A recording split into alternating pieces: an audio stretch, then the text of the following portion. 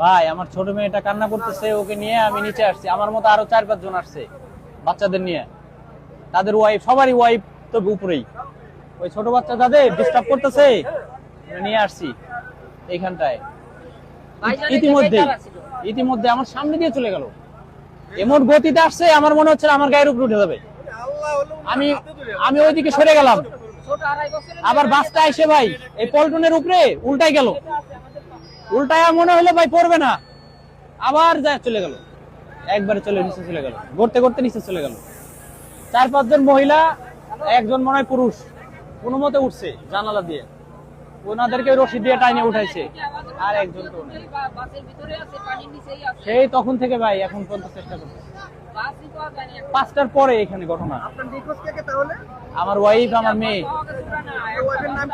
আমার ওয়াইফের নাম মর্জিনা আক্তার ববি, আমার মেয়ের নাম রিন্থি, রাফিয়া আক্তার রিন্থি আমার মেয়ের নাম।